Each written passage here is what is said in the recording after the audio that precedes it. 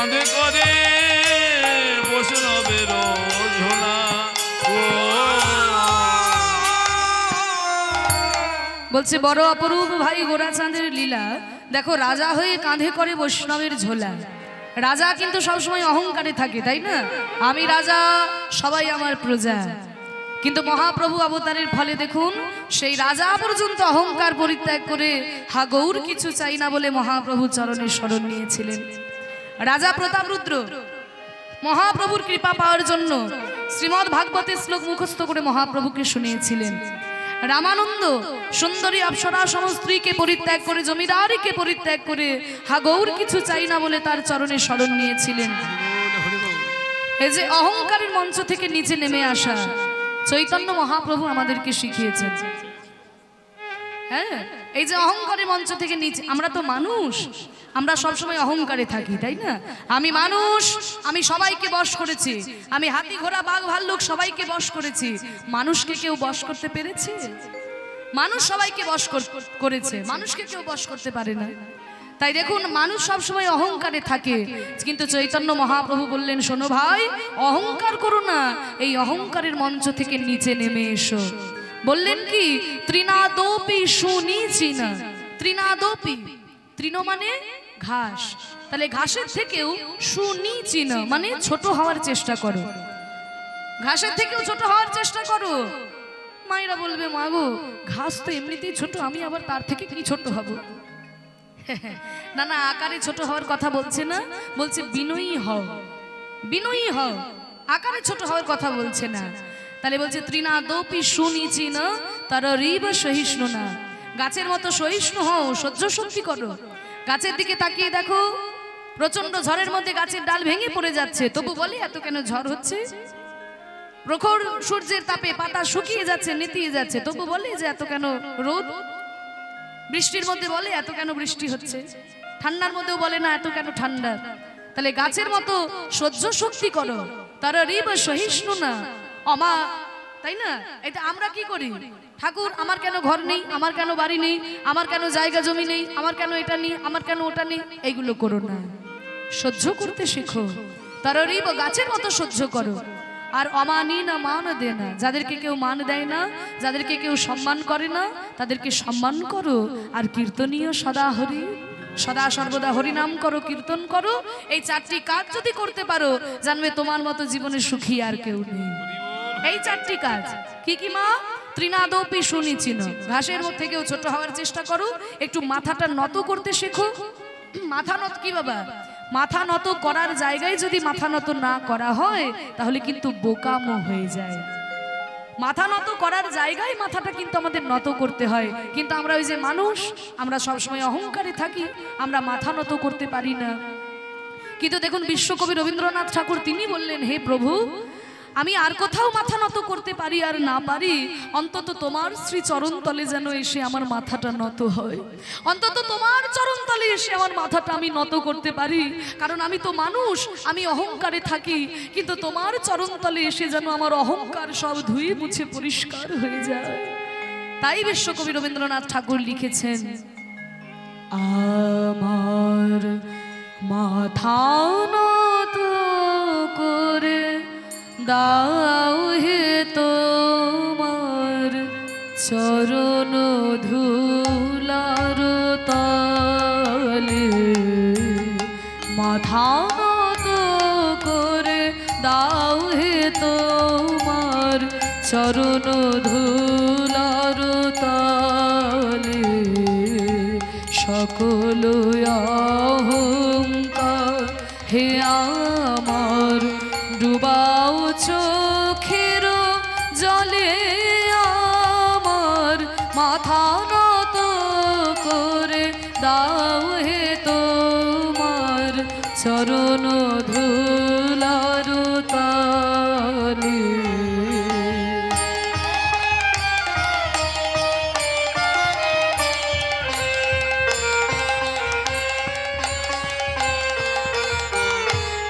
বলছে আমার মাথা নত করে দাও তোমার চরণ ধুলার তলে। দেখুন রবীন্দ্রনাথ ঠাকুরের কত বিনয় বাক্য দেখুন। এই যে বলছে না তৃণাদোপি সুনিচিন, ঘাসের থেকে ছোট হওয়া কাকে বলে দেখুন। বলছে আমার মাথা নত করে দাও তোমার চরণ ধুলার বলে রবীন্দ্রনাথ ঠাকুর কিন্তু বলল না যে প্রভু তোমার চরণতলে আমাকে ঠাঁই দাও, কারণ হে ঠাকুর তোমার চরণতলে আমি ঠাঁই পাবো সেই যোগ্যতাটুকু এখনো আমার তৈরি হয় না। তোমার চরণতলে যারা ঠাঁই পায় তারা কত বড় বড় ভক্ত, কিন্তু আমার সেই যোগ্যতা তৈরি হয় নাই। তোমার চরণের যে ধূলিকণা, সেই ধূলিকণা হওয়ার যোগ্যতাও আমার হয় নাই ঠাকুর, কিন্তু তোমার চরণের ধূলিকণার তলাতেও যদি কোনো স্থান থাকে সেইখানে তুমি আমাকে একটু স্থান দিও। তাহলে বুঝতে পারছেন বিনয়ী হওয়া কাকে বলে? চরণ তলে ঠাঁই দিও বলল না, তোমার চরণ ধুলার তলে। সকল অহংকার হে আমার ডুবাও চোখের জলে, আমার মাথা নত করে দাও হে তোমার চরণ ধুলার তলে।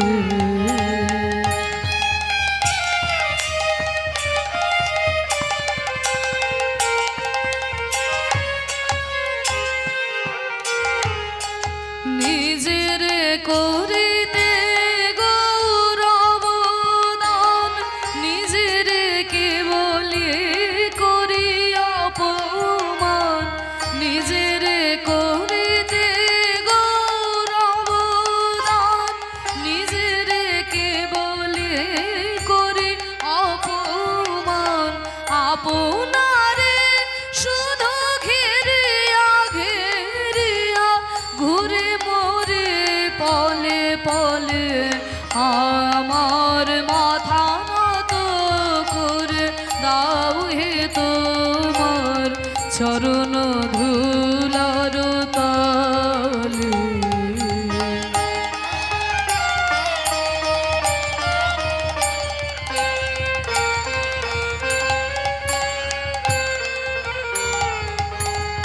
বলছে নিজেরে করিতে গৌরব দান নিজেরে কেবল করি অপমান। আমরা কি করি জানো বাবা, নিজেদের বড় দেখাতে গিয়ে অহংকার করতে গিয়ে নিজেরাই নিজেদের কাছে ছোট হয়ে যায়, নিজেরাই নিজেদের কাছে ছোট হয়ে যায়। কি করে হয়ে যায় জানেন? একটু উদাহরণ দিয়ে বলি বুঝতে পারবেন। একজন বাবা ব্রিটিশ আমলে ক্লাস 5-এ পাশ করেছিল, 5 টাকা মাইনে চাকরি করত। হ্যাঁ, ব্রিটিশ আমলে ক্লাস 5-এ পাশ করেছিল, 5 টাকা মাইনে চাকরি করত, মাসে 5 টাকা মাইনে। এবার তার ছেলেকে সে খুব কষ্ট করে পড়াশোনা শিখিয়েছে, ছেলে কিন্তু এখন বিরাট বড় ইঞ্জিনিয়ার হয়েছে, মাসে তার 5 লাখ টাকা মাইনে। ইঞ্জিনিয়ারিং পড়েছে, তারপর এমবিএ করেছে, মাসে 5 লাখ টাকা মাইনে পায়। এইবার সেই ছেলে যদি বলে যে আমার বাবা ব্রিটিশ আমলে ক্লাস 5-এ পাশ করেছিল, আমি ইঞ্জিনিয়ারিং পাশ করেছি, আমি এমবিএ করেছি, আমার বাবা 5 টাকা মাইনে চাকরি করত, আমি মাসে 5 লাখ টাকা মাইনের চাকরি করি, তাহলে কোন দুঃখে আমি বাবার চরণে প্রণাম করব?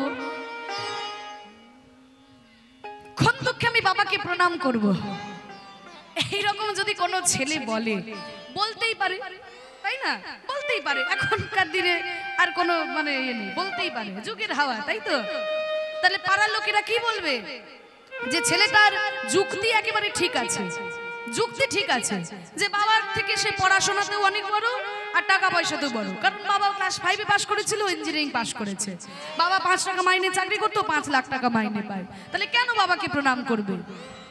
তা যুক্তি একেবারে ঠিক আছে, পাড়ার লোকেরা বলবে ছেলেটার যুক্তি একেবারে ঠিক আছে, কারণ এখন তো বাবা আস্তে অর্থ আর পাণ্ডিত্য ছাড়া কেউ কাউকে প্রণাম করে না, অর্থ আর পাণ্ডিত্য ছাড়া এখনকার যুগে কেউ কাউকে প্রণাম করে না। আগেরকার দিনে যেমন গুরুজনদের মানুষ প্রণাম করতো, শ্রদ্ধা করতো, এখন আর সেসব নেই, বাবা মাকেই প্রণাম করে না, তো গুরুজনদের কথা ছেড়েই দিলাম। হ্যাঁ, তা বলছে যদি কারোর টাকা পয়সা থাকে, প্রচুর অর্থ সম্পত্তি থাকে, তার চরণে গিয়ে মানুষ ডিপ ডিপ করে মাথা ঠোকে, আর যদি কারোর পাণ্ডিত্য থাকে, যে অনেক পাণ্ডিত্য পণ্ডিত ব্যক্তি হয়, তার চরণে গিয়ে মানুষ মাথা ঠোকে। আরেকটা কারণে বর্তমানে প্রণাম করে, বলবো? কিছু মনে করবেন না, যদি রাজনৈতিক প্রতিপত্তি কারোর থাকে তাহলে কিন্তু মানুষ তার চরণে গিয়ে মাথা ঠোকে, কিন্তু সেটা ভক্তিতে নয়, ভয় করে। ভক্তিতে করে না, ভয়ে করে। তা মূলত দুটি কারণে প্রণাম করে, যদি কারোর অর্থ থাকে আর যদি কারোর পাণ্ডিত্য থাকে। তাহলে আমার বাবার থেকে আমি পয়সাতে, টাকা পয়সাতেও বড়, কারণ বাবা 5 টাকা মাইনে পেত, আমি 5 লাখ টাকা মাইনে পাই, আর বাবার থেকে আমি পাণ্ডিত্যেও বড়, কারণ ক্লাস 5-এ বাবা পাশ করেছিল, আমি ইঞ্জিনিয়ারিং পাশ করেছি, তাহলে আমি কেন বাবাকে প্রণাম করব? তাহলে এই রকম যদি কোনো ছেলে বলে, তা পাড়ার লোকেরা বলবে না যে ছেলেটার যুক্তি ঠিক আছে কিন্তু মাথা ঠিক নাই? যুক্তি ঠিক আছে কিন্তু মাথা ঠিক নাই, পড়াশোনা করে একটা অমানুষ তৈরি হয়েছে। বলে ওরে বেটা, তোর বাবা যদি ওই ব্রিটিশ আমলে ক্লাস 5-এ পাশ করে 5 টাকা মাইনে চাকরি করে 2 টাকায় সংসার চালিয়ে 3 টাকা তোর পিছনে পড়াশোনায় খরচা না করতো, সে যদি মদ গাঁজা খেয়ে উড়িয়ে দিত, তাহলে কি তুই আজকে পারতিস এত বড় ইঞ্জিনিয়ার হয়ে মাসে 5 লাখ টাকা মাইনের চাকরি করতে? কি বাবা, এমন বাবাও তো সংসারে আছে, যদি 5 টাকা রোজগার করে তো 2 টাকা সংসারে দেয়, 3 টাকা মদ গাঁজা খেয়ে উড়িয়ে দেয়। এমন বাবাও সংসারে আছে। তাহলে তোর বাবা যদি ওই 3 টাকা তোর পিছনে পড়াশোনায় খরচা না করে নিজে আনন্দ ফুর্তি করতো, তাহলে কি তুই আজকে পারতিস এত বড় ইঞ্জিনিয়ার হয়ে মাসে 5 লাখ টাকা মাইনে চাকরি করতে? তাহলে বাবার চরণে যদি আমি প্রণাম না করি, তাতে বাবার কিছু এসে যাবে না, কিন্তু পাড়ার লোকেরা কি বলবে? যে পড়াশোনা করে একটা অমানুষ তৈরি হয়েছে। ঠিক তেমনি আমরা যদি ভগবানের চরণে প্রণাম না করি, তাতে ভগবানের কিছুই এসে যায় না। অনেকে বলে না, কেন ভগবানকে প্রণাম করবো? হে, আমার হাত আছে, পা আছে, আমি কর্ম করে খাই, ভগবানকে এসে খাইয়ে দেয় নাকি? বলে বাবা, আজকে তোমার হাত পানিরে কর্ম করে খাবার ক্ষমতা হয়েছে, কিন্তু মনে করে দেখো, যেদিন তুমি মাতৃগর্ভে ছিলে, যেদিন তুমি মাতৃগর্ভ থেকে ভূমিষ্ঠ হলে, সেই দিন কিন্তু তোমার হাত পানিরে কর্ম করে খাবার ক্ষমতা ছিল না। সেই দিন ভগবান কৃপা করে মাতৃস্তন প্রস্তুত করে রেখেছিল, সেই খেয়ে আজকে তুমি বড় হয়েছো, হাত পানিরে কর্ম করে খাবার ক্ষমতা হয়েছে। তাহলে এইটা যদি আমরা ভুলে যাই, তাহলে কি হবে? নিজেরাই নিজেদের কাছে ছোট হয়ে যাব না? তাহলে নিজেকে অহংকার করতে গিয়ে, নিজের গৌরব করতে গিয়ে আমি নিজেকেই বারবার অপমান করে ফেলি। তাই বিশ্বকবি বলছেন, নিজের করিতে গৌরব দান, নিজের কে বলি করি অপমান, আপনারে শুধু ঘেরিয়া ঘেরিয়া ঘুরে মরে পলে পলে আমার মাথা নত করে দাও হে তোমার চরণ ধুলার তলে।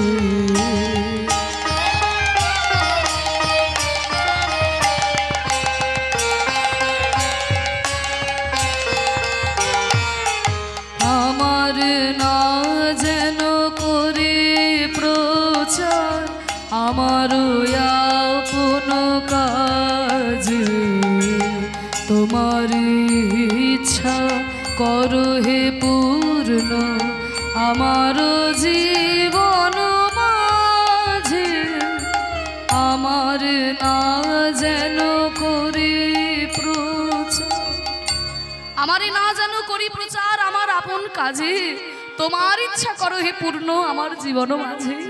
বাবা, যদি কোনোদিন কোনো প্রকারে কোনো ভালো কাজ করতে পারেন, কখনোই যেন অহংকার করে বলবেন না আমি করেছি আমি করেছি। সব সময় যেন মনে হয়, হে ঠাকুর, তুমি আমাকে দিয়ে কৃপা করে ভালো কাজ করিয়ে নিয়েছো, তাই না? তোমার যদি ইচ্ছা হতো তুমি রাম শ্যাম যদু মধু যে কাউকে দিয়ে করিয়ে নিতে পারতে। আমার সৌভাগ্য যে তুমি আমাকে ভালো কাজের জন্য বেছে নিয়েছো। আমারে না জানো করি প্রচার আমার আপন কাজে, তোমার ইচ্ছা করো হে পূর্ণ আমার জীবন মাঝে। ভগবান বললেন, আচ্ছা ভক্ত, আমি যদি আমার ইচ্ছা তোমার জীবনে পূর্ণ করি, তাহলে তোমার কি লাভ হবে? ভগবান যদি তার ইচ্ছা আমার জীবনে পূর্ণ করেন, তাতে আমার কি লাভ হবে? বলে, আমার কি লাভ হবে? যাচি হে তোমার চরম শান্তি, পরাণে তোমার পরম কান্তি, যাচি হে তোমার চরম শান্তি, পরাণে তোমার পরম কান্তি, আমার আড়াল করিয়া দাঁড়াও হৃদয় পদ্ম দলে। যাচি তোমার চরম শান্তি, পরাণে তোমার পরম কান্তি। ভগবান যদি তার ইচ্ছা আমার জীবনে পূর্ণ করেন, তাতে আমার কি লাভ হবে? চোখ দুটো বন্ধ করলে আমি হৃদয়ে তার উপস্থিতি বুঝতে পারবো, আর চোখ খুললে বাইরে পৃথিবীতে সবকিছুই শান্তিময় মনে হবে। ভিতরে তার কান্তি, বাইরে শান্তি। বেঁচে থাকতে আমাদের আর কি চাই বাবা? ওমা, সুখ আর শান্তি দুটো কিন্তু আলাদা জিনিস। টাকা পয়সাতে সুখ দিতে পারে, শান্তি দিতে পারে না। পারে কি? এসি ঘরে শুয়ে থাকলে আপনার শরীরের আরাম হবে, কিন্তু এসি ঘরে শুয়ে থাকলেই যে আপনার রাত্রে ঘুম আসবে এমন কোনো কথা নাই। মনের মধ্যে যদি শান্তি না থাকে, তাহলে আপনি যতই ঠান্ডা ঘরে শুয়ে থাকেন না কেন, আপনার ঘুম আসবে না। আর মনে যদি শান্তি থাকে, আপনি যদি ওই তালপাতার কুটিরে একটা ছেঁড়া তালায়ও শুয়ে থাকেন, আপনার নিশ্চিন্ত মনে ঘুম চলে আসবে। তাহলে ভিতরে তোমার কান্তি আর বাইরে শান্তি। বেঁচে থাকতে আমার আর কিছু চাই না ঠাকুর। যাচি হে তোমার চরম শান্তি, পরাণে তোমার পরম কান্তি।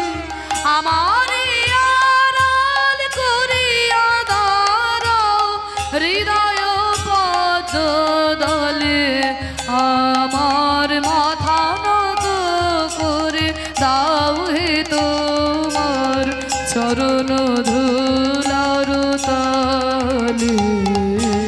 সকল অহংকার হে আমার ডুবাও চোখের জলে, আমার মাথা নত করে দাও হে তোমার চরণ ধুলার তলে। নিতাই গৌর প্রেমানন্দে হরি বল, হরি বল। তাই ভগবানের শ্রীচরণ তলে এসে যেন আমরা মাথাটা নত করতে পারি, বিশ্বকবি রবীন্দ্রনাথের গানের মধ্যে দিয়ে আমরা প্রার্থনা জানালাম। তাহলে এই যে অহংকারের মঞ্চ থেকে নিচে নেমে আসা চৈতন্য মহাপ্রভু আমাদেরকে শিখিয়েছে।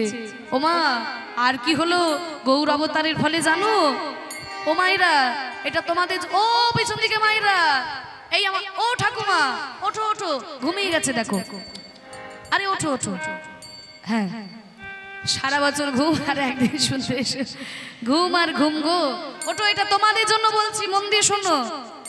গৌরাঙ্গ করুণার কথা এক মুখে কহিবারে নারী গো। গৌরাঙ্গ করুণার কথা আমি কহিবারে নারী গো। দেখো সংকীর্তন মাঝে নাচে ওই কুলের বহারি গো। সংকীর্তন মাঝে নাচে কুলের বহারি গো। আর সংকীর্তন মাঝে নাচে কুলের বহারি গো। তাদের দেহ স্মৃতি নয়, দেহ স্মৃতি নয়, দেহ স্মৃতি নয়। সংকীর্তনে বাহু তুলে নাচে দেহ স্মৃতি নয়। সংকীর্তনে বাহু তুলে নাচে হাগর তোমার হলাম বলে, হরি বল। গৌর তোমার হলাম বলে, গৌর তোমার হলাম বলে, গৌর তোমার হলাম বলে, গৌর তোমার হলাম বলে। সংকীর্তন মাঝে নাচে কুলের বহারি গো। গৌরাঙ্গ করুণার কথা এক মুখে কহিবারে নারী। দেখো সংকীর্তন মাঝে নাচে কুলের বহারি। গৌর অবতারের ফলে বাংলার বুকে এটা হয়েছিল মাগো। বাংলার বুকে যারা মায়েরা, তারাও কিন্তু ঘর থেকে বাইরে বেরিয়ে এসে দুটি বাহু তুলে হরিনামে নৃত্য করেছিল, হরিনাম করেছিল। তা না হলে মধ্যযুগের সব ধর্মেই কিন্তু মেয়েদেরকে মেয়েদেরকে পিছিয়ে রাখার একটা প্রবণতা তৈরি হয়েছিল। এটা চৈতন্য মহাপ্রভু অবতারের ফলে বাংলায় ভেঙে গেল এই বেড়াজাল। নারী পুরুষ জাতি ধর্ম নির্বিশেষে মহাপ্রভু বললেন হরির নাম করলেই তোরা উদ্ধার পেয়ে যাবে। হরের নাম হরের নাম হরের নামই বা কেবলম কলৌ নাস্তে বিয় গতির অন্যথা। তাই তোরা দুটি বাহু তুলে আমার সঙ্গে বল, প্রেমানন্দে মেতে হরি বলো, হরি নামের বন্যা যে এলো। প্রেমানন্দে মেতে হরি বলো, হরি নামে বন্যা যে এলো। প্রেমানন্দে মেতে হরি বলা, হরি নামের বন্যা যে এলো। প্রেমানন্দে মেতে হরি বলো, হরি নামের বন্যা যে এলো। বন্যার যাই বলি হারি ও তার তরঙ্গ ভারী। উলুধ্বনি হরি ও তার তরঙ্গ ভারী।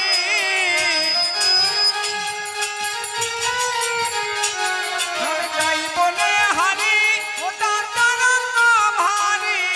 প্রেমে তরঙ্গে দিচ্ছেন সাঁতার গোলক বিহারী। ও তার যাই বলে হরি ও তার তরঙ্গ ভারী। প্রেম তরঙ্গে দিচ্ছে সাঁতার গোলক বিহারী। ও তার সঙ্গে প্রভু হরি বল বলে রে, সঙ্গে প্রভু হরি বল বলে রে, সঙ্গে প্রভু। হরি বল বলে রে সঙ্গে প্রভু। সঙ্গে প্রভু নিত্যানন্দ পাথালে সাঁতার দিল। সঙ্গে প্রভু নিত্যানন্দ পাতালে সাঁতার দিল। হরি নামের বন্যা যে এলো। প্রেমানন্দে মেতে হরি বলো, হরি নামে বন্যা যে এলো। প্রেমানন্দে মেতে হরি বলা, হরি নামের বন্যা যে এলো।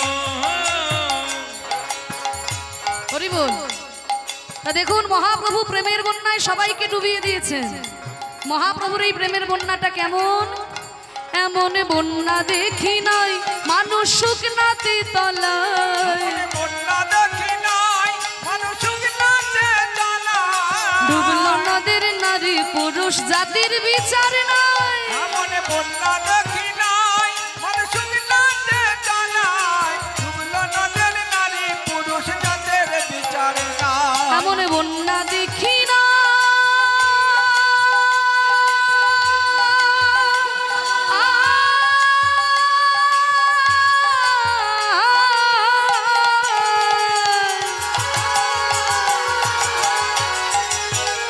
মানুষ শুকনাতে তলা।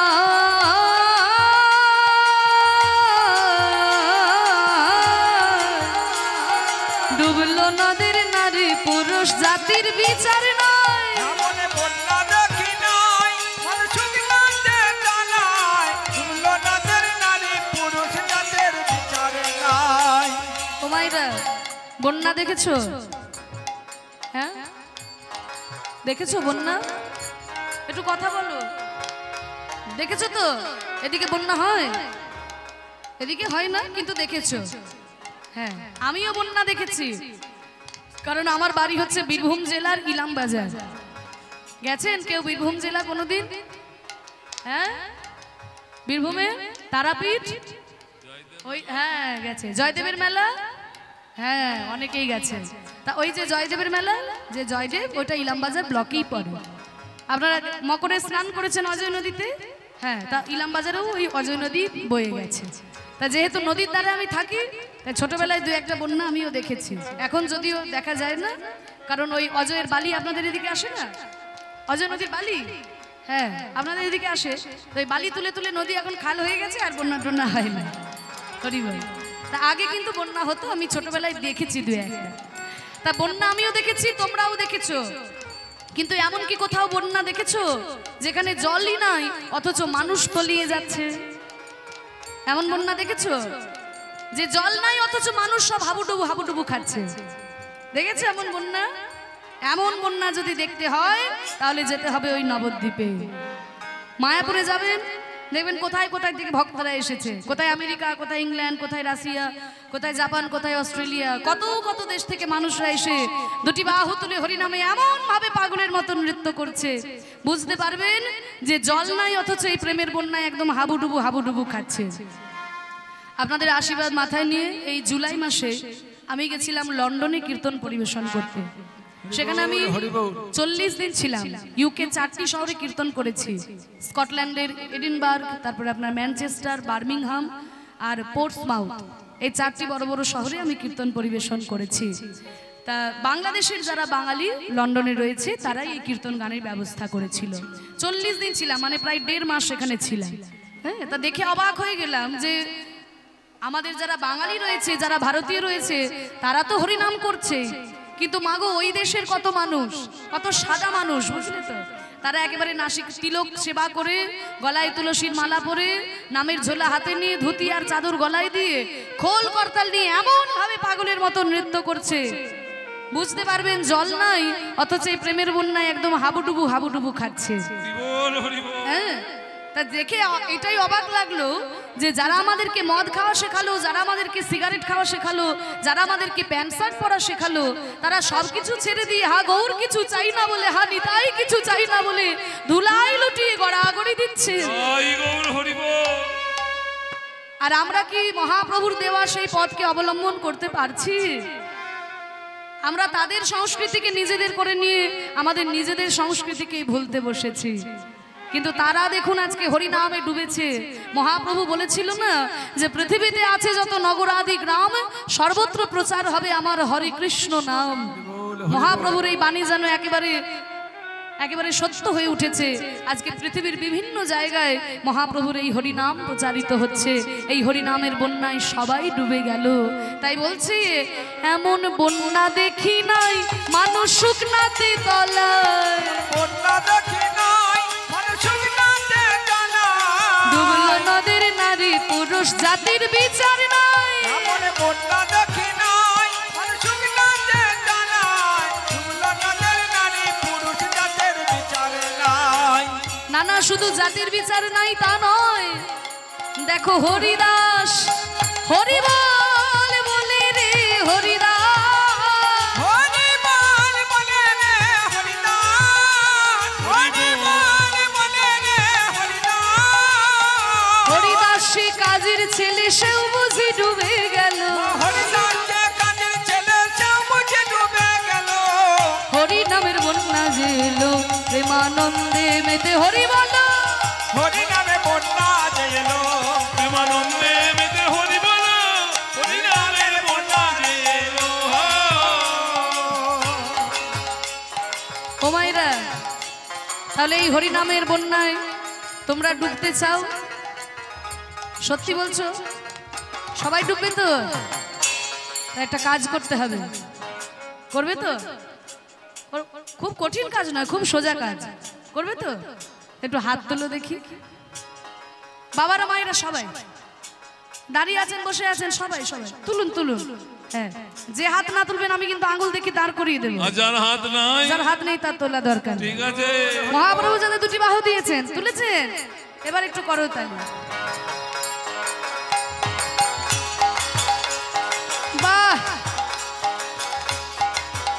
একবার হরি বলে বলে তোমরা নামো সেই জলে, হরি বলে বলে তোমরা নামো সেই জলে, হরি বলে বলে তোমরা নামো সেই জলে, আমারে হরি বলে বলে তোমরা নামো সেই জলে, ডুবলো যে জন পেল রতন সন্তোষ তাই বলে, আমারে হরি বলে বলে তোমরা নামো সেই জলে, ডুবলো যে জন পেল রতন সন্তোষ তাই বলে। একবারে হরি বলে বলে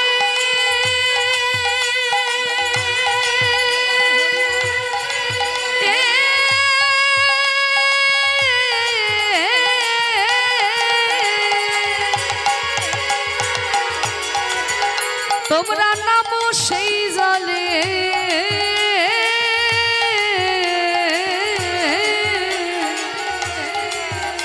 ওই ডুবলো যে জন পেল রতন সন্তোষ তাই বলে, আমারে হরি বলে বলে তোমরা নামো সেই জলে, ডুবলো যে জন পেল রতন সন্তোষ তাই বলে।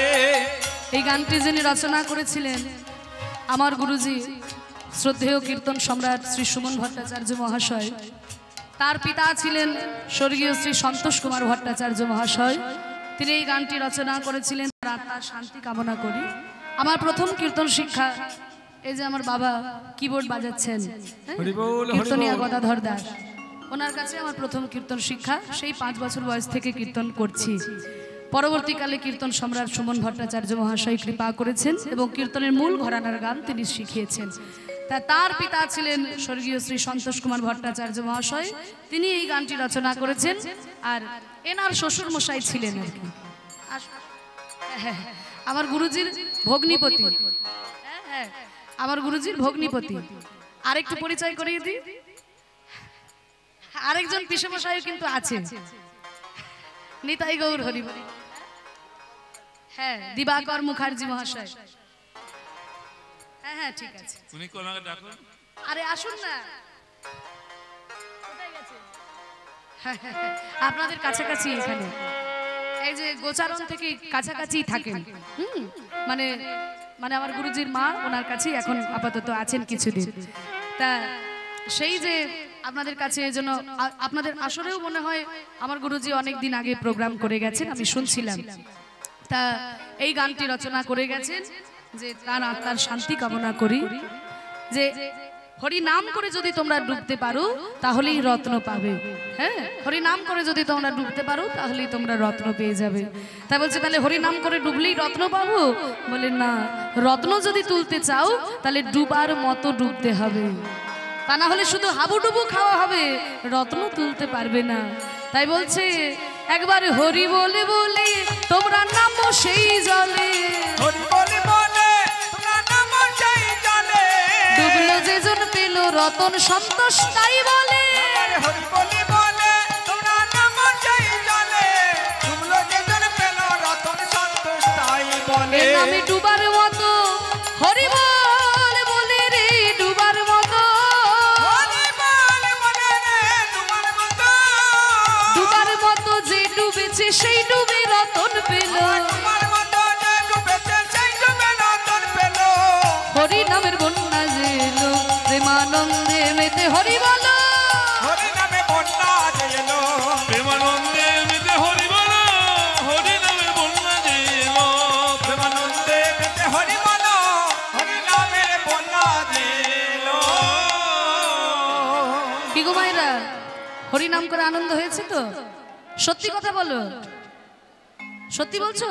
সিরিয়ালে দিব্যি হরি বল হরি বল, তাও বলছি হ্যাঁ। সিরিয়ালে দিব্যি নয়, হরি বল। যাক বাবা, আজকে সব বন্ধ করে দিয়ে সন্ধ্যে থেকে বিকেল থেকে এইখানেই বসে আছে, এটা বিরাট বড় ব্যাপার, তাই না? তা না হলে তো সব লাইন দিয়ে পরপর পরপর সিরিয়াল থাকে। কি গো, আপনি তো দেখেন, কি বলেন, এখন কি সিরিয়াল চলছে? এই যে আমাদের এই একজন ভদ্রলোক আছে আর এই একজন আছে, সারাদিন তো এখন তার টিভি দেখতে পাই না, দেখি মোবাইলের মধ্যেও সারাদিন সিরিয়াল চলছে, গাড়িতে আস্তে আস্তে সিরিয়াল। এখন কি সিরিয়াল চলছে? বলছে আমি কব না, আমি বলবো না। হরি বল হরি বল। হ্যাঁ? অনুরাগের ছোঁয়া, বধুয়া, সব নাম জানে। এলএলবি ঠিক বলেছে নাকি? নাম বলো। ঠিক বলেছে, বাহ। এখন জল থই থই চলছে বলছে।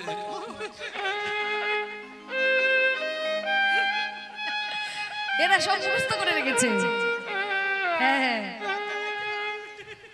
হরি বল। মা গো, যা করবে করবে, শোনো, বিনোদন তো থাকবে, আনন্দ থাকবে, বিনোদন থাকবে, সবকিছুই থাকবে, কিন্তু নিজের সাধন ভজন যেন ভুলে যেও না। সন্ধ্যা থেকে যেমন ঠিক টাইমে একদম একবার স্টার জলসা, একবার জি বাংলা রিমোট ঘোরাতে ভুলে যাও না, তাই না? ঠিক তেমনি সকাল সন্ধ্যা যেন ঠাকুর ঘরে গিয়ে প্রণাম করতেও ভুলে যেও না। হরি বল হরি বল। ঠাকুর ঘরে গিয়ে প্রণাম করতেও ভুলে যেও না। শোনো, ঠাকুর ঘরটা কিন্তু শুধুমাত্র ধূপকাঠি দেখানোর জন্য নয়। আমরা ঠাকুর ঘরে যাই, নিয়ম মতো একবার ধূপকাঠি দেখিয়ে দুটো ফুল দিয়ে সঙ্গে সঙ্গে চলে আসি, কিন্তু ওইটা ঠাকুর ঘর শুধুমাত্র ধূপকাঠি দেখানোর জন্য নয়, নিজেকে শুধরে নেওয়ার জন্য ঠাকুর ঘর। নিজেকে পরিবর্তন করার জন্য ঠাকুর ঘর, নিজের মনকে শুদ্ধ করার জন্য ঠাকুর ঘর। ঠাকুর ঘরে যদি আপনি গিয়ে বসেন, কৃষ্ণও কিন্তু আপনার সামনে বাঁশি নিয়ে দাঁড়িয়ে যাবে না, আর মা কালীও খাড়া নিয়ে চলে আসবে না। তাহলে লাভটা কি হবে বাবা?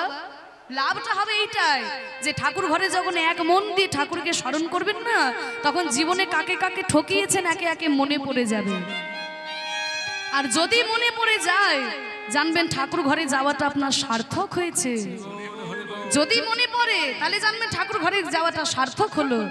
জীবনে কি কি ভুল কাজ করেছেন সেগুলো যদি মনে পড়ে, তবে জানবেন যে ঠাকুর ঘরে যাওয়াটা আমার সার্থক হলো। নিজের জন্য ঠাকুর ঘর ধূপকাঠি দেখানোর জন্য নয়। সকালবেলায় উঠেই যেমন আমরা ব্রাশ আর কলগেট নিয়ে দাঁত ঘষাঘষি শুরু করে দিই, কেন জানো? বড়রা বলে কি, দাঁত থাকতে থাকতে দাঁতের মর্ম বুঝতে হবে। তাই ব্রাশ কলগেট নিয়ে আমরা দাঁত ঘষাঘষি শুরু করি, কেন? দাঁত যেন ভালো থাকে।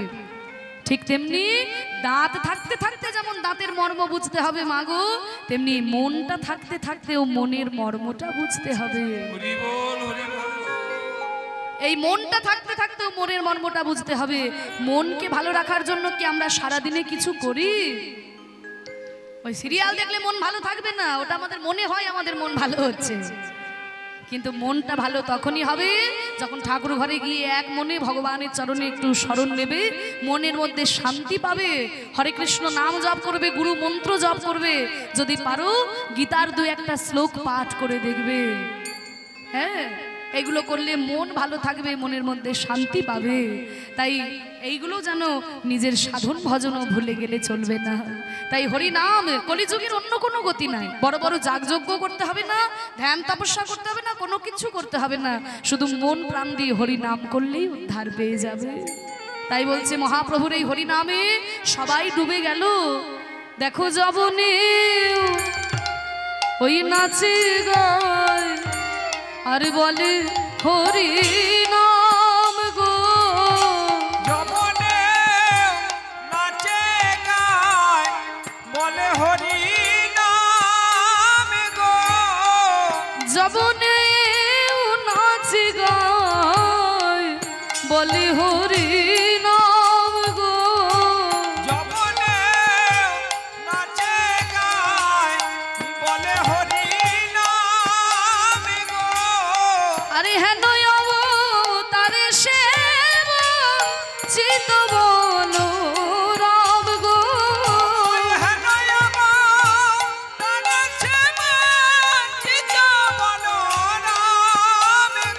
আমি বঞ্চিত হলাম, হেন গৌরী অবতারে বঞ্চিত হলাম, আমি প্রেম পেতে রইলাম বাকি বঞ্চিত হলাম, আমি প্রেম পেতে রইলাম বাকি শ্রী গুরু বৈষ্ণবে ফাঁকি, নিতাই গৌর হরি বৈষ্ণবে দিয়ে ফাঁকি, বৈষ্ণবে দিয়ে ফাঁকি, বৈষ্ণবে দিয়ে ফাঁকি, বৈষ্ণবে দিয়ে ফাঁকি, বৈষ্ণবে দিয়ে ফাঁকি, বঞ্চিত বলো রাম গো, হেন অবতারে বঞ্চিত বলো রাম রে এ, অবতারে মন শীত বলা রামে রে, অবতারে বল চিত্ত বল শীত বলা রামে রে, শীত বলা রামে রে, অবতারে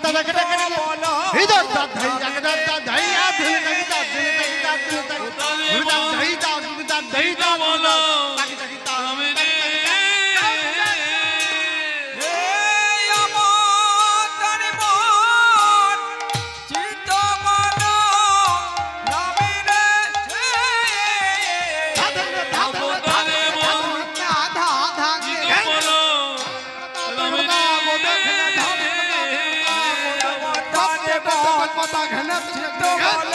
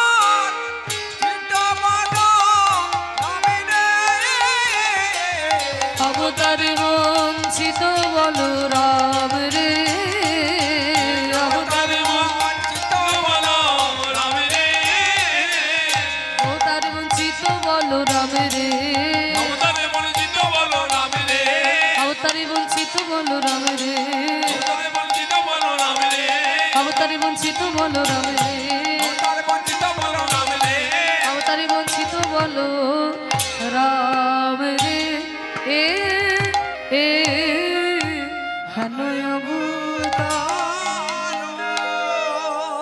জানি তাই জয় গৌর রাধেশ্যাম। এতক্ষণ আমরা গৌরচন্দ্রিকার মধ্যে ছিলাম, এবার চলুন আমরা আমাদের লীলার মধ্যে প্রবেশ করি। যে লীলাটি আজকে আমরা আস্বাদন করব, ভক্ত ভগবানের লীলা আজকে আমরা আস্বাদন করব। ভগবান শ্রীকৃষ্ণ বন্ধু হিসেবে কেমন ছিলেন আজকে লীলায় আমরা দর্শন করব। ভগবান শ্রীকৃষ্ণ কেমন ভাবে সুদামাকে ভালোবেসেছিলেন আর সেই সুদামাও কেমন ভাবে কৃষ্ণকে ভালোবেসেছিলেন, সেই সখ্য রসের লীলা কৃষ্ণ সুদামার কথা আজকে আমরা আস্বাদন করব। আজ আমাদের ভজনের বিষয় হলো কৃষ্ণ সুদামা। চলুন মধুময় শ্রীধাম বৃন্দাবনে আমরা সেই লীলা আস্বাদন করি। মায়েরা সবাই বৃন্দাবনে যাবে তো? সবাই যাবে? যারা যারা যাবে না একটু উলুধ্বনি দাও।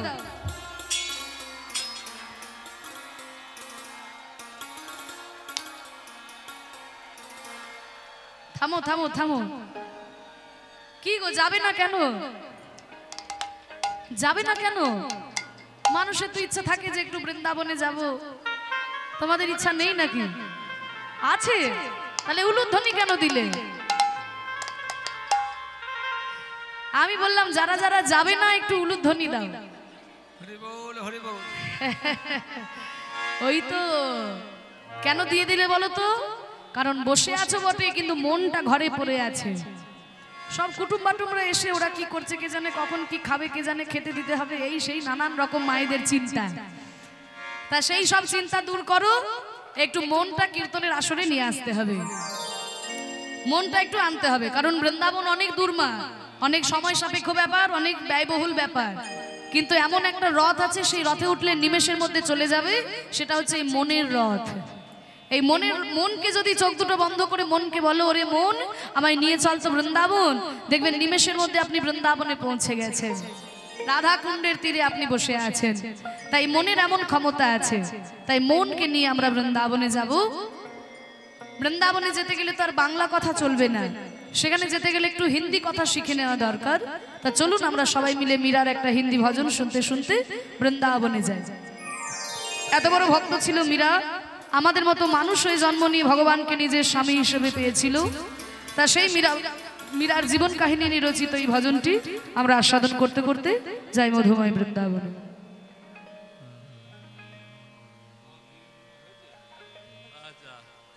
কৃষ্ণ সুদামা হয়েছে বলছে। আচ্ছা কৃষ্ণ সুদামা হয়েছে, তাহলে ক্ষীরচোরা গোপীনাথ শ্রবণ করুন। ক্ষীরচোরা গোপীনাথ হয়েছে আপনাদের? ক্ষীরচোরা গোপীনাথ হয়নি তো? তাহলে ক্ষীরচোরা গোপীনাথ শ্রবণ করো। হরি হরি। কৃষ্ণ সুদামার কথা নাকি গতকাল আপনারা আস্বাদন করেছেন, তাহলে ওই লীলা গাইব না, আমরা ক্ষীরচোরা গোপীনাথের কথা আস্বাদন করব। ভগবান শ্রীকৃষ্ণ কেমন করে ভক্তের জন্য ক্ষীর চুরি করেছিলেন সেই লীলা আজকে আমরা আস্বাদন করব। আজ আমাদের ভজনের বিষয় হলো ক্ষীরচোরা গোপীনাথ। চলো আমরা মীরার একটা হিন্দি ভজন শুনতে শুনতে লীলাতে প্রবেশ করি। সারে গা পা ধা পা মা ধা পা পা ধা পা গা রে গা পা ধা পা গা রে রে মা পা ধা পা গা রে নি ধা গা রে মা গা রে সা নে রে নি ধা রে সা।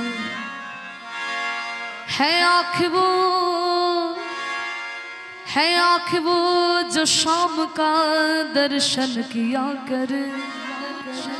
বলছে আমাদের এই চোখ তখনই তার পরিপূর্ণতা পাবে যখন সে ভগবানের দর্শন করবে। ভগবানের দর্শন না করলে পরে আমাদের চোখ দুটো বৃথা হয়ে যায়।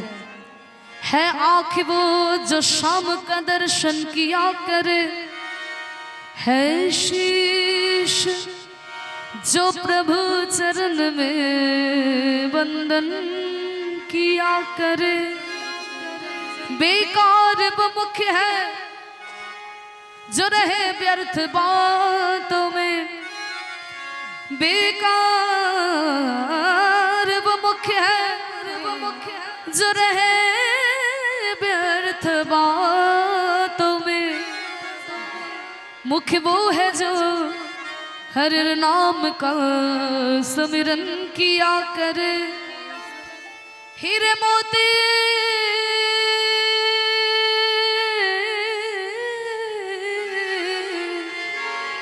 हीरे मोती से नहीं शोभा है हाथ की, है हाथ जो भगवान का पूजन किया करे। मर कर भी अमर नाम है उस जीव का जग में।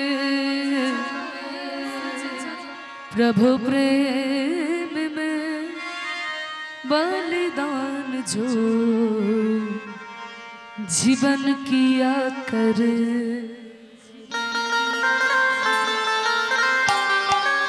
একটু করো তালি। বাহ,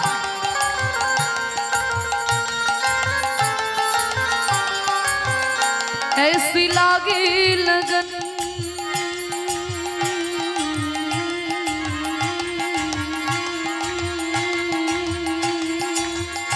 ऐसी लागी लगन ऐसी लागी लगन लागी लागी रे लगन लागी लागी रे लगन। मायरा उलुध्वनि।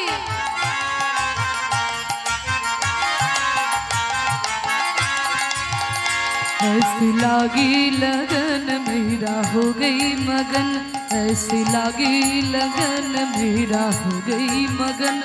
वो तो गली गली हरे गन गाने लगे, महलों में पली बन के जुगन चली। महलों में पली बन के जुगन चली। राजार में मीराबाई राजैश्वर्य परित्याग करे हाँ कृष्ण चाই না বলে আজকে বৃন্দাবনে ছুটে চলেছেন मीराबाई। তাই বলছে महलों में पले बन के जुगन चली, मीरा रानी दीवाने कहाने लगे। ऐसी लागी लगन मीरा हो गई मगन।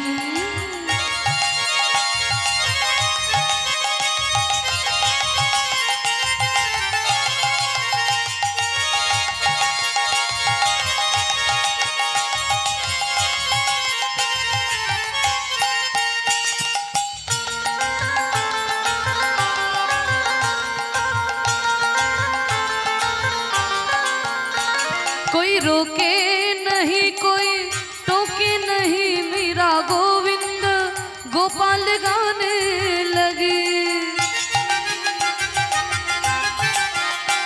कोई रोके नहीं कोई टोके नहीं, मीरा गोविंद गोपाल गाने लगी, बैठी संतों के संग रंगी मोहन के रंग, मीरा प्रेमी प्रीतम को मनाने लगी। वो तो गली गली हरि गुण गाने लगे, ऐसी लगी लगन मीरा हो गई मगन। वो तो गली गली गली गली गली गली गली गली गली हरि गुण गान गाने लगे, ऐसी लगी लगन।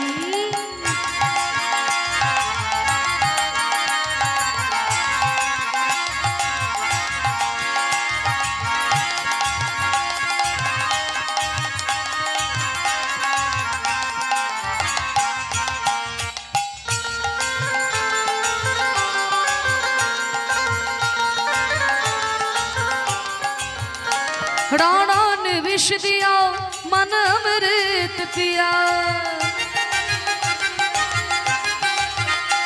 राणा ने विष दिया मन अमृत पिया। सनि धनि धब धब गप गरि ग सरि नि स धनि प धनि सा प धनि स धनि स धनि स धरि सनि स गरि सरि नि स रि रि नि स ग ग नि स रि रि नि स म म नि स रि रि नि स ग ग नि स रि रि नि स ग ग रि म म ग प प म धा धा प नि नि धा सा नि धा प।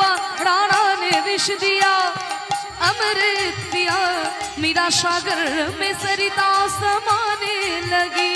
दुखी लाखों सहे मुख से गोविंद कहे, मीरा गोविंद गोपाल गाने लगी। রাজা রানা প্রতাপ মীরাকে বিষ দিয়েছিল, সেই বিষ যখন পান করলো মীরা যেন অমৃত পান করলো। বিষ পান করেও যখন মীরার মৃত্যু হলো না, তখন মেবার থেকে নির্বাসন দিল। যখন নির্বাসন দিল, গিরিধারী গোপালকে বুকে জড়িয়ে ধরে বলছে, হে গিরিধর, হে গিরিধারী গোপাল, তোমার এতদিনে আমার প্রতি করুণা হয়েছে।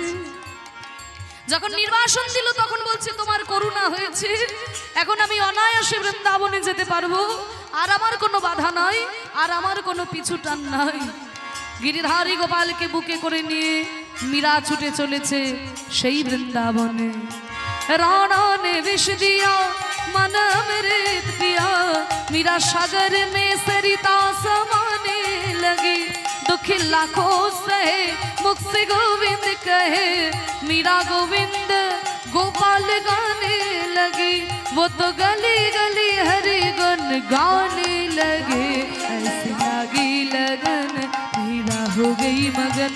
वो तो गली गली गली गली गली गली गली गली गली हरि गुण गान गाने लगे।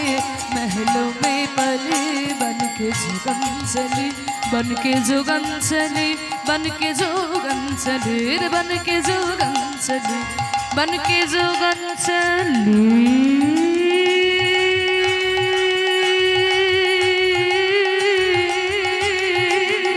बन के जोगन चली, बन के जोगन चली, बन के जोगन चली, बन के जोगन चली, बन के जोगन चली।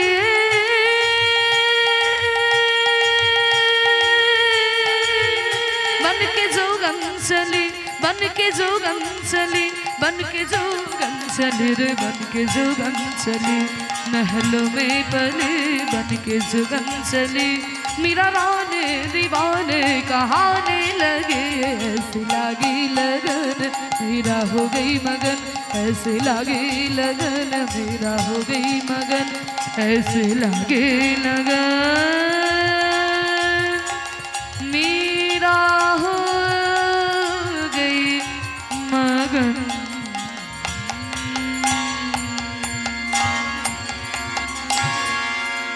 बोल वृंदावन धाम की जय, राधा रानी की जय, श्याम सुंदर की जय, गोस्वामी वृंदों की जय, अपन अपन गुरु महाराज की जय, हरि नाम संकीर्तन की जय, আজকের হরি বাসর की जय, श्री श्री शीतला माता की जय, আজকের আনন্দ की। জয়। মীরার ভজন আমরা আস্বাদন করলাম, কিন্তু আমাদের মনকে নিয়ে যেতে হবে বৃন্দাবনে। আজকে তো এখানেই বৃন্দাবন রচিত হয়েছে, কারণ মহাজন বলেছেন যেখানে হয় হরিনাম সংকীর্তন সেইখানেই হয় মধুর বৃন্দাবন। আজকে এই স্থলেই বৃন্দাবন রচিত হয়েছে, আমরা আস্বাদন করব ক্ষীর চোরা গোপীনাথের কথা। দেখুন, ভক্তের জন্য ভগবান ক্ষীর চুরি করে রেখেছিলেন। কোন ভক্তর জন্য? ভক্ত মাধবেন্দ্র পুরী, তার জীবন কথা আমরা একটু আস্বাদন করব। মায়েরা একটু মন দিয়ে শুনতে হবে, কারণ কৃষ্ণলীলা তো, কৃষ্ণলীলা একটু মন দিয়ে না শুনলেও হয়, কিন্তু ভক্তের জীবন কথা একটু মন দিয়ে না শুনলে আমরা বুঝতে পারবো না। তা এই মাধবেন্দ্র পুরী ছিল চৈতন্য মহাপ্রভুর গুরুদেবেরও গুরুদেব। চৈতন্য মহাপ্রভুর গুরুদেব ছিলেন শ্রীমৎ ঈশ্বরপুরী গোস্বামী এবং তারও গুরুদেব ছিলেন শ্রীমৎ মাধবেন্দ্র পুরী গোস্বামী। তা সেই মাধবেন্দ্র পুরীর জীবন কথা আজ আমরা আস্বাদন করব। এই মাধবেন্দ্র পুরীর জন্যই আজকে বাঙালিরা বৈষ্ণব ধর্ম পেয়েছে, কৃষ্ণ প্রেম পেয়েছে। বাংলায় কিন্তু বৈষ্ণব সাধনা ছিল না বাবা, বাংলায় ছিল তন্ত্র সাধনা, বাংলায় ছিল মন্ত্র সাধনা, বাংলায় ছিল শৈব সাধনা, কিন্তু বৈষ্ণব সাধনা জয়দেবের সঙ্গে সঙ্গে বিদায় নিয়েছিল। এই মাধবেন্দ্র পুরীর জন্য কৃপা করে বাঙালিরা বৈষ্ণব ধর্ম পেয়েছেন। তাই আজকে এই মাধবেন্দ্র পুরীর জীবন কথা নিত্যানন্দের মুখে শুনেছিলেন আমার চৈতন্য মহাপ্রভু। তা আমরা নিত্যানন্দের মুখেই আজকে তার জীবন কথা আস্বাদন করব। কখন শুনেছিলেন না, যখন চৈতন্য মহাপ্রভু সন্ন্যাস গ্রহণ করে সকল ভক্তদের সঙ্গে নিয়ে চলেছেন নীলাচলে পুরী ধামের দিকে। সন্ন্যাস লইয়া আমার প্রাণের গৌর হরি, নীলাচল পথে চলে ভক্ত সঙ্গে করে,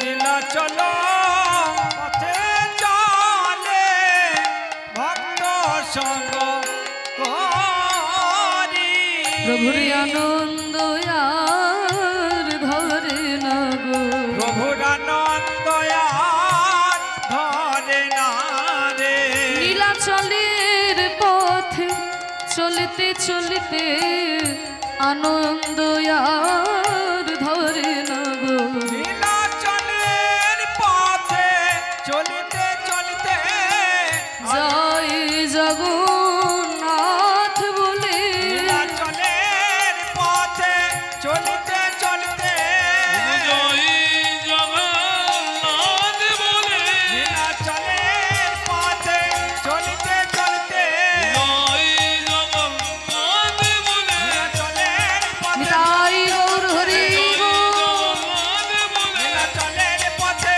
চলিতে চলিতে জয় জগন্নাথ বলে, আনন্দ আর ধরে না রে। জগন্নাথের শ্লোক গাইতে গাইতে, জগন্নাথকে স্মরণ করতে করতে মহাপ্রভু চলেছেন সেই পুরীধামের দিকে। জগন্নাথ স্বামী নয়ন পথ গামে ভবতু মে, জগন্নাথ স্বামী নয়ন পথগামী ভবতু মে, জগন্নাথ স্বামী নয়ন পথ গামে, জগন্নাথ স্বামী নয়ন পথগামী ভবতু মে জগন্নাথ স্বামী, নয়ন পথগামী ভবতু মে, কদাচিৎ কালিন্দিতটো বিপিন সঙ্গীত তরলো মুদাভিরিনারি বদন কমল স্বাদ মধুপ, রমা শম্ভু ব্রহ্মাবরপতি গণেশার্চিত পদ, জগন্নাথ জগন্নাথ স্বামী নয়ন পথগামী ভবতু মে জগন্নাথ স্বামী, নয়ন পথগামী ভবতু মে, মহা